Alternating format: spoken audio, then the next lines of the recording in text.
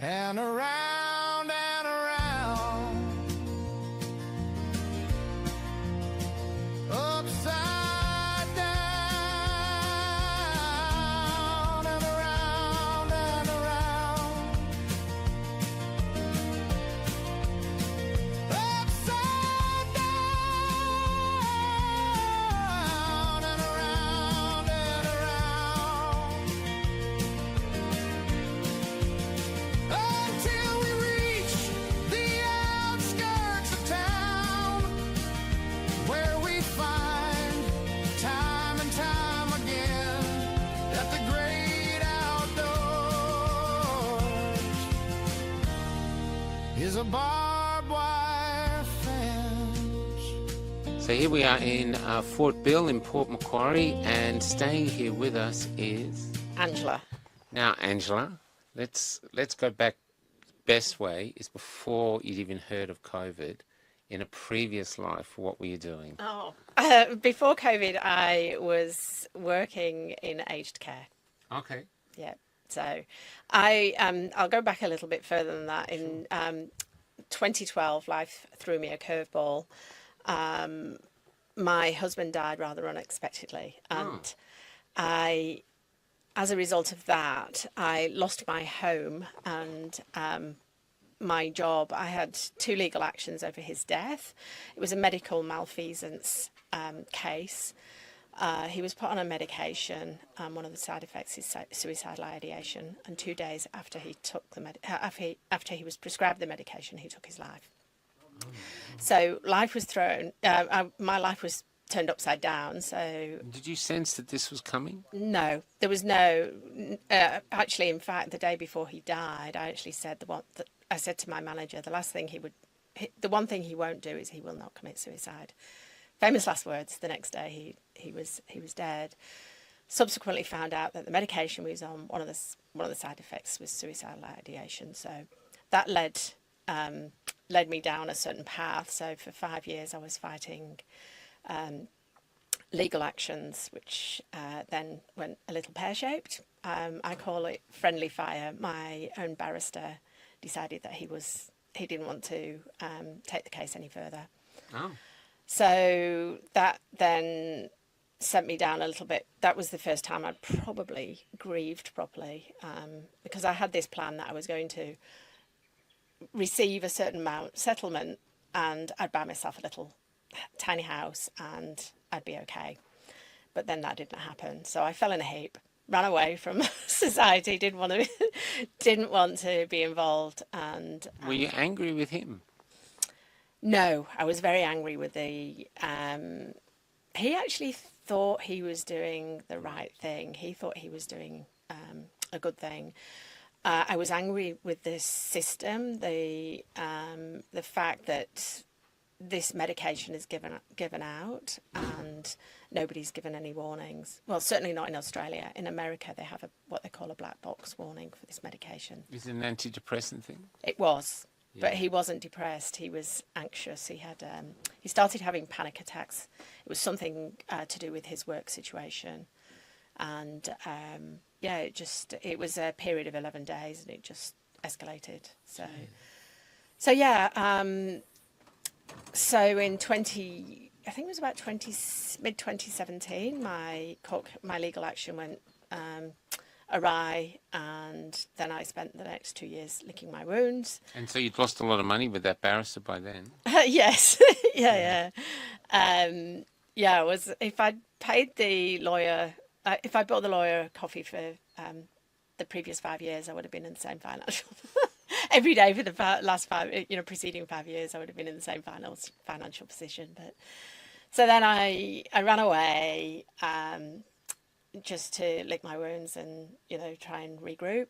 Yeah. And I was just getting back into life and society when COVID hit. So I'd signed a lease and I signed up with an agency to do living care for the elderly. And then COVID hit and something wasn't right. I was thinking and because I was very sceptical about the Western medical model, I was like, this isn't sitting comfortably with me at all. You had the two to deal with. You were still grieving when the war turned up. Definitely, yeah, Yeah. yeah. It was, and just watching how people capitulated and didn't question anything, and just the idea of isolating people, healthy people, just didn't sit comfortably with me. And working with the elderly, most of them were not worried about getting sick or anything like that. They, it just didn't. I was thinking, I used to joke and say, the biggest conspiracy was, when did the government start caring about our health?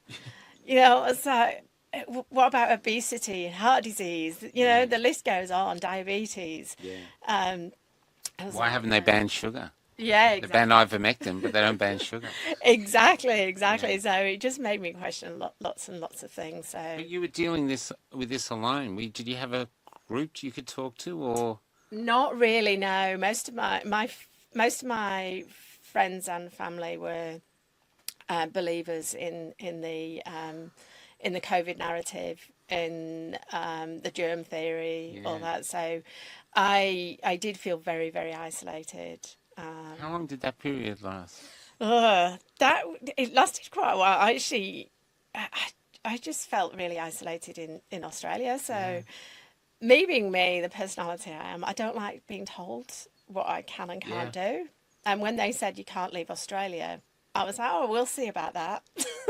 So I just felt there was a really heavy energy in Australia, and middle of the night, 2 o'clock in the morning, there was lots of heavy machinery, helicopters and things like this. I thought there's something untoward going on here.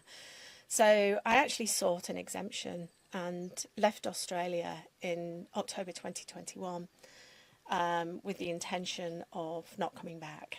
Wow. How was it getting out of Australia then, unvaccinated? It was really funny. Yeah, the airport was hilarious. There was no one there. I had my paperwork and they got through it. And then I went through customs and I thought, oh, I'll just go into duty free. And they wouldn't let me in because I didn't have a vax passport. I was like, there's no one here. Actually, none of the, there was very few of the. So they're hardly making any money. They finally get a customer, they won't let you in. Exactly, yeah. So it was funny because I flew. Okay, 2 6. Okay, introduce us to your bus. Oh, this is Parker. She's named after Rosa Parks, the lady who refused to stand up on the bus during segregation. So it was a name I inherited, so I just kept it.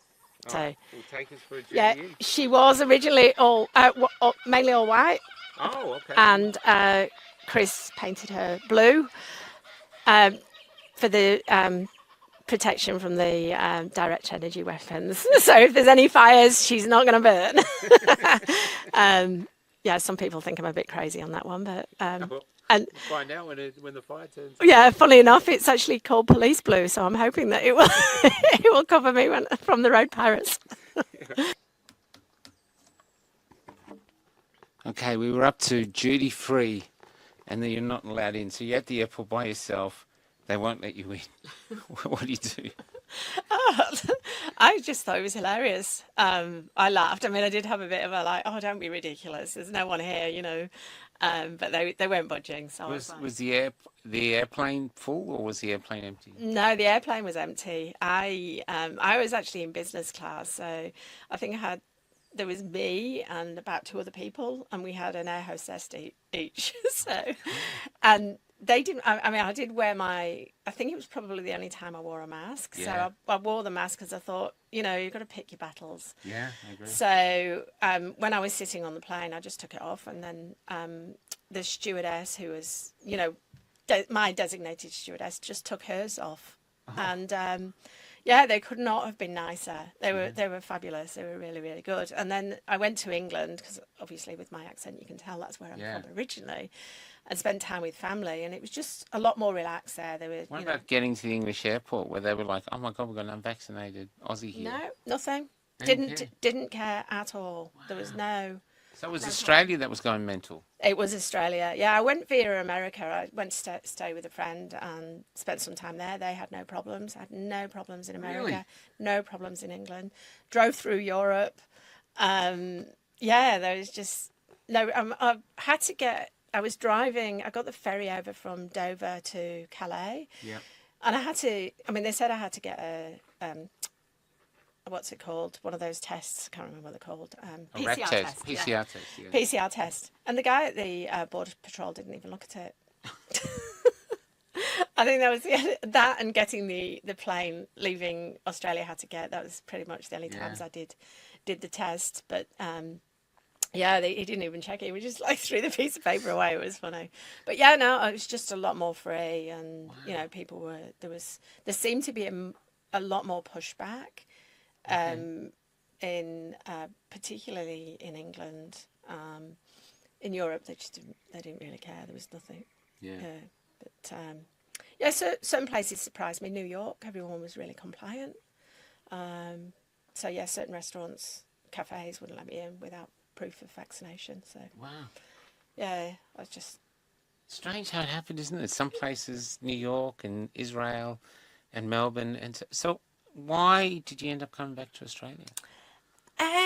just circumstances. Yeah, it just wasn't working. Things weren't flowing for me. Yeah. I was trying to find a place to settle. Initially, I thought, oh, I'll go to Malta. Never been to Malta in my life, but you know. Anyway, still haven't been to Malta, but I ended up going to New Zealand and then coming back here. I didn't really want to be back. I was really cranky about being back in Australia, but it's actually, I mean, I've been back nearly 2.5 years now, and it was probably the best thing, because I've met so many more people who are like-minded and like-hearted. The tribe. The tribe. I've met my tribe, and it took me going away, leaving Australia and coming back to find them, and just, you know, all these people were here while I was there, when I was here during, you know, 2020 and 2021, but I didn't find them. I didn't find them until I came back. I think it was the marches where we found each other initially, and stand in the park and things like that. That's where I found that tribe. Well, at the time, at the beginning of 2020, I was the living carer for a 100-year-old lady, and I didn't attend any of the marches because I didn't want to put her in any, you know, jeopardize her. And obviously she needed me there in the evening. So, you know, the timing wasn't great. Yeah. So I had to I put her needs ahead of my own at the time, because she was, you know, coming towards the end of her life. So. Yeah. So what did you do then? So first off, what was it like getting back in Australia unvaccinated? By that stage, it didn't matter. Oh, they really? It didn't matter. No, it was, you know, it was just things. Everything was open. It didn't matter. I got back on Anzac Day. What day? 2023. So. Yeah. Yeah, most people were more bothered about 2-up and going to the RSL. So yeah, it was. And now you're a part of what I call an exodus. I live in a bus. There's lots of people doing it. They, from my perspective and people I've met, they don't want what society's offering them anymore, and so they're sort of searching for something else. And here we are in your bus. Is that why you're in a bus, or? There's a couple of reasons why I'm in my bus. I mean, partly because I don't want to go back into that, how society is. I've learned a lot more about how the world operates and how we're securitized and all those sorts of things. And I don't want to be part of that. I want to be part of the new world our way, not the new world their way. So, you know, creating that society where we cooperate, we support one another, where, you know, we do live as a community, and share our resources, and it's not every man for himself. Yeah. Not dog eat dog. Exactly, yeah. So, I mean, just being a woman in my 60s and losing my home and living off I haven't claimed any benefits at all. I've over the last, I mean, my husband died 13 years ago, but so I've done it from, you know, savings, superannuation, his superannuation, and just working every now and again here and there. So, and just the housing market was getting beyond me. And funnily enough, I was actually saving up. Just before I left in 2021, I'd actually signing mortgage papers to take out a loan to buy a house in Queensland, and then they closed the borders, and it just wasn't meant to be. So when I came back, it's like, well, what do? You know, I haven't got enough money to buy a property. I haven't got, you know, so I lived out of my car for quite a while, doing house sitting, driving up and down the coast. Wow. A little Mazda 2. So I had the opportunity to buy this bus a year ago, and yeah, I just love it. I just really love the freedom it gives me, and you know, I feel it's so luxurious compared to my car. It's amazing how Sleeping in your car is tough. yeah, it's interesting, people's responses and their reactions. Yeah. So it's like, you know, you can't do that. Well, I seem to be coping okay. So Well, that's the thing. It's like a lot of people are staying in society. They don't want to be there because they feel they can't survive outside. But I'm finding lots of great stuff out here. What are you finding? I'm finding the same. You know, there's a real camaraderie. You know, you see Yeah. other people, and like wearing the shirts, the 832 or the Living Free, or what, you know, t-shirts. People will say, oh, you know, they recognise a kindred spirit, and I get a lot of people saying, oh, I wish I could do that, and I do think, oh, well, you can. You choose not to. Yeah, I mean, true. it's funny because somebody said to me recently it was a choice for me to live the way I live now. Initially, it wasn't a choice. It was a choice foisted on me. And I actually don't have any regrets about it. You know, I could have probably made better decisions, but, you know, I'm enjoying the freedom it gives me. So you don't regret that you didn't take it and you're back in working in the aged care? Absolutely not, no.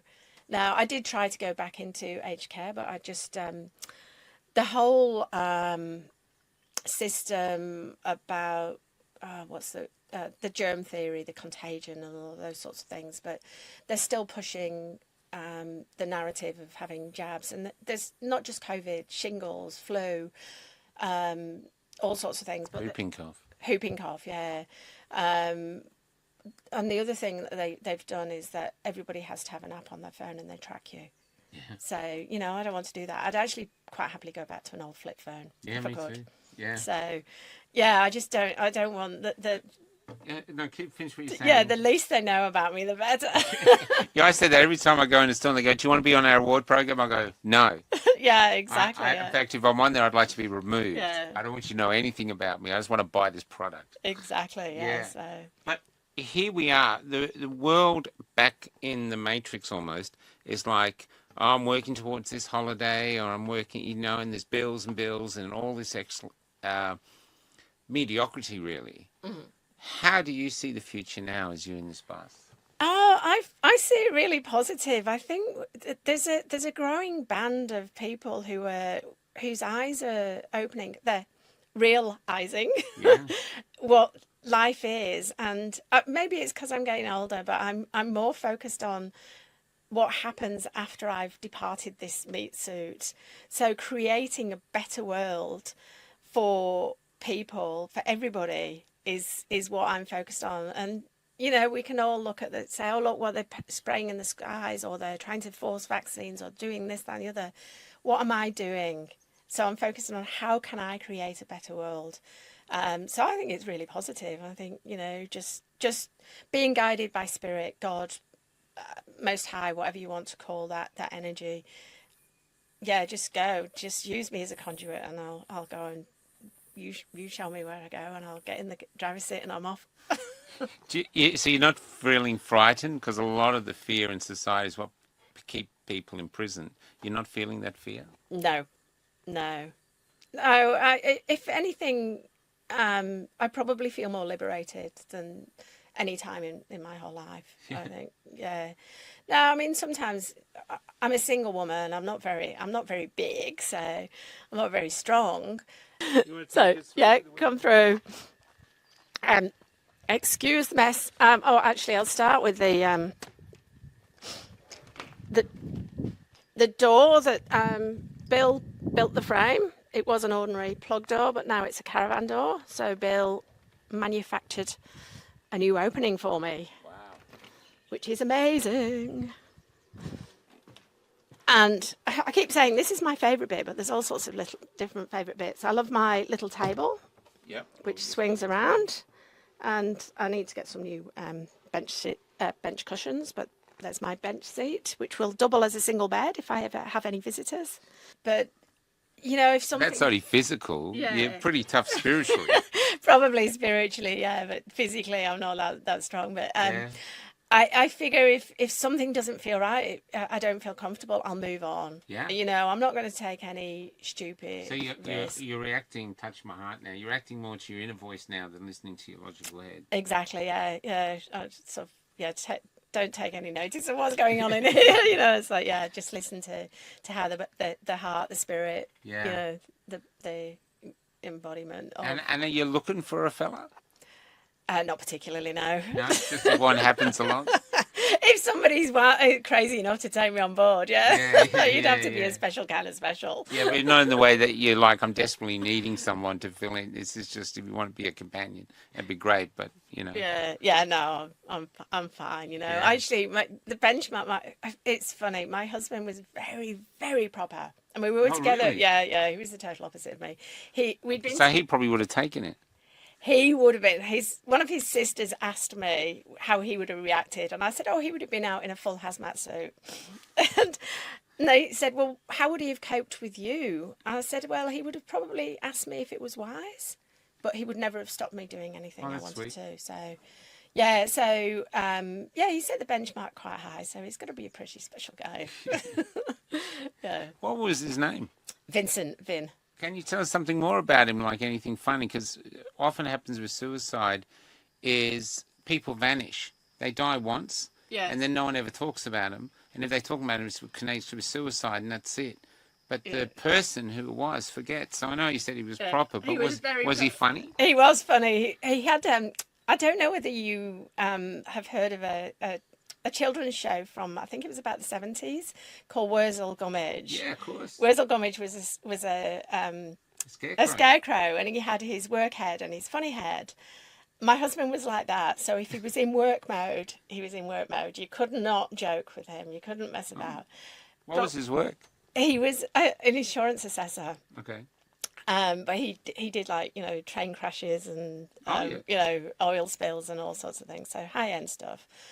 But when he had his funny head on, he was really funny.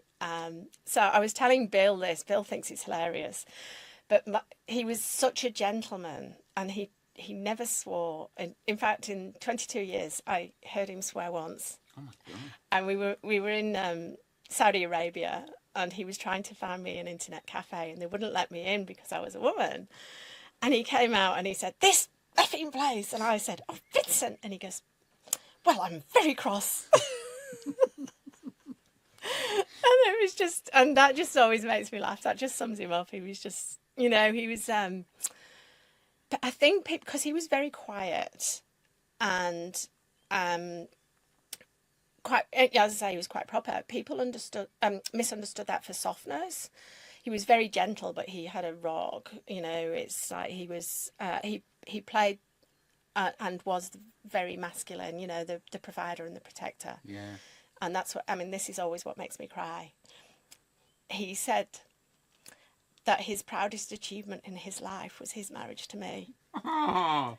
And that his role was to protect me. Oh. And I always joke saying, I think he was protecting me from me.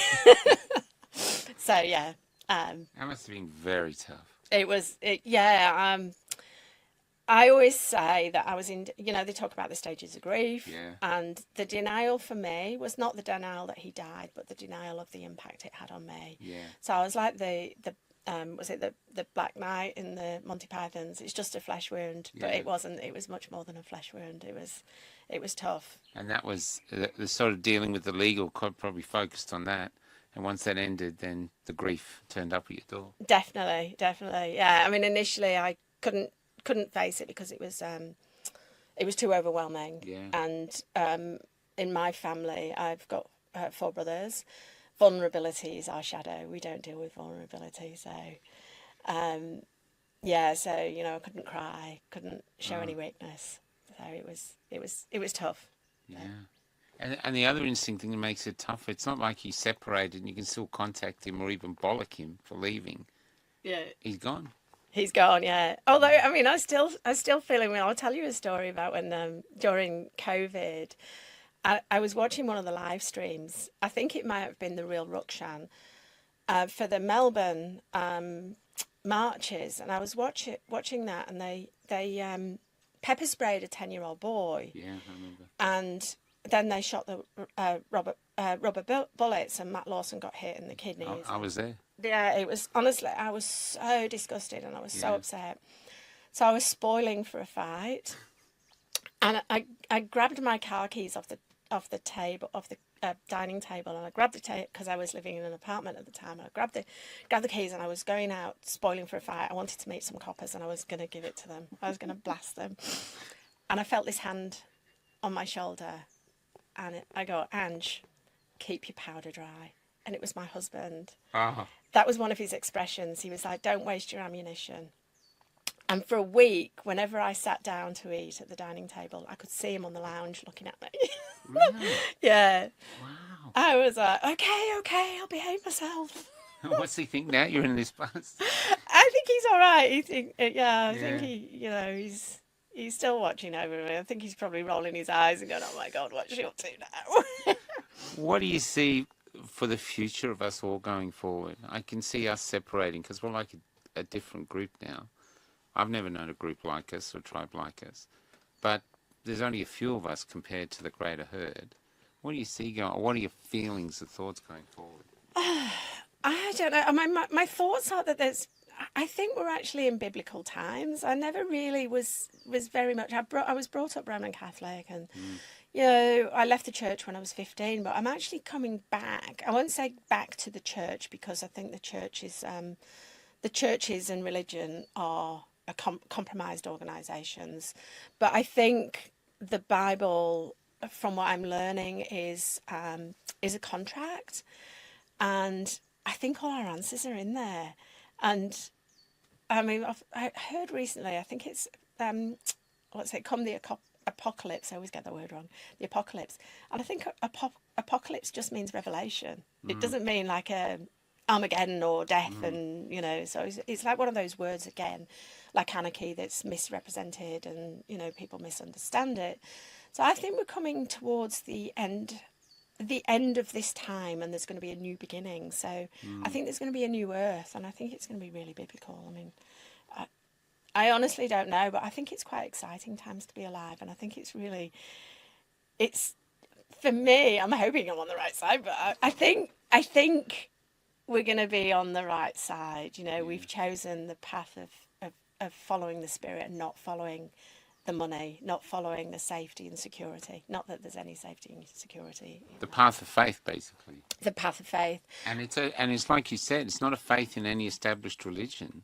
It's a faith with this calling we have that's calls us to go places, called us to epic, and still calls us. Yes, yeah, I think definitely it's it's just it's like any muscle. The more you use it, the stronger it gets. Yeah. And that faith is, I know it frustrates people. Certainly a lot of my friends are really uncomfortable in uncertainty. And, so when the bus is finished, where are you going? I don't know. I don't know. People ask me where you're going next. How often do you plan? I go, about a day. Yeah, I don't know. It's I didn't actually plan to buy the bus. I saw it and bought it, and then Look at me. Yeah. Same. So it's trusting that when things come along, it's like, right, that's what I need to do, and it's just exciting times. Put us there. My very messy kitchen. Your little burners here. Yes, I've got my gas burner, got my fridge, my sink is under here. Oh wow, so clever. So, oops, just doing a detox. So, and then I've got this other amazing bench, which has got lots of storage, and my beautiful little heart, my resin heart from Karen, Bill's wife. And then here's my my bathroom and my shower. It's hard to see. Which is Still a work in progress. And then my own bed. My first own bed for 2.5 years. Wow. Wow. And then I've got my wardrobe, which also needs to be finished, and a storage area at the back. Yeah, yeah. Oh, and I've also got... I've got my pull-out kitchen Oh, yeah, that's right. at the back.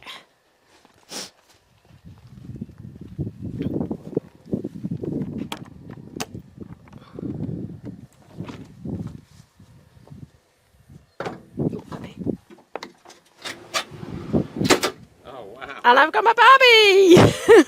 That's fantastic. Hidden away, you wouldn't even know it's there. I know.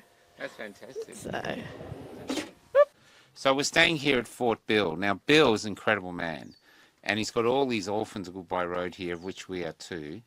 And how's it feel being here? It's more than just a farm to me, but what's it like for you? You've been here a while now. yeah, I've been here nearly 5 months, and Wow.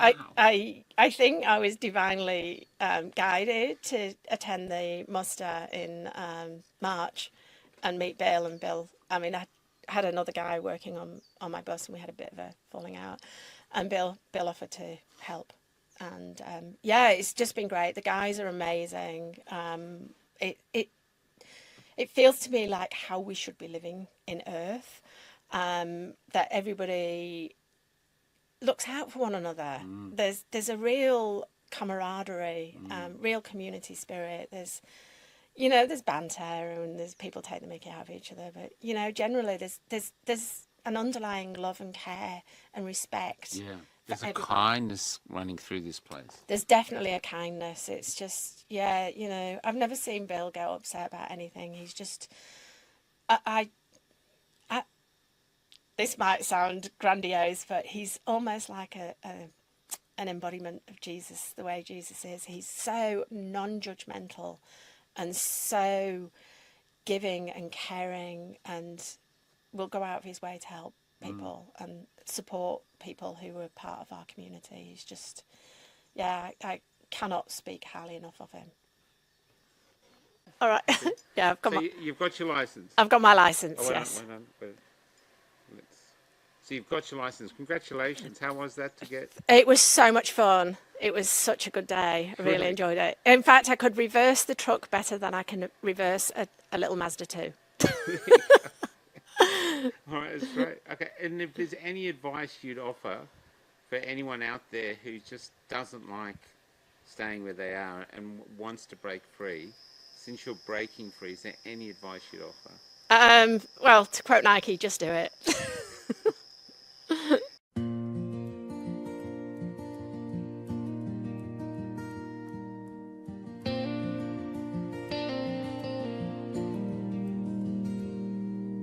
Chang bought a van and decked it out, showed us all had all he needed, could park it anywhere, free as a bird. But when he flew, he found out fast that the great outdoors is a barbed wire fence. I'm not staying here when the shit goes south, and the shit seems to be already here.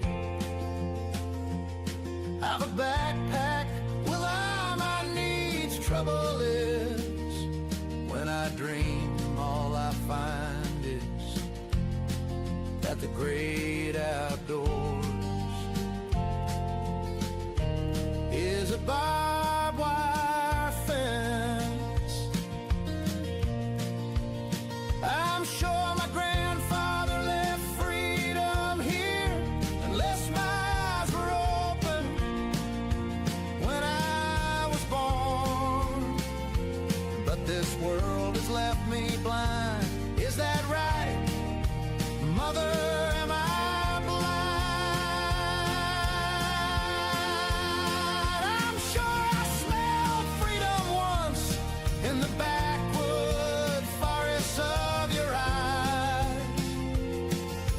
How you said, hide with me, or how else will we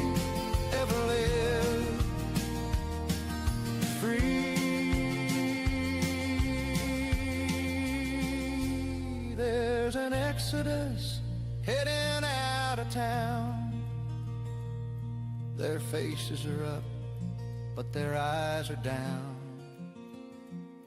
There's a sun that seems to be shining upside down. And around and around, upside down, and around and around, upside down, and around and around, until we reach the outskirts of town, where we find time and time again that the great outdoors is a bar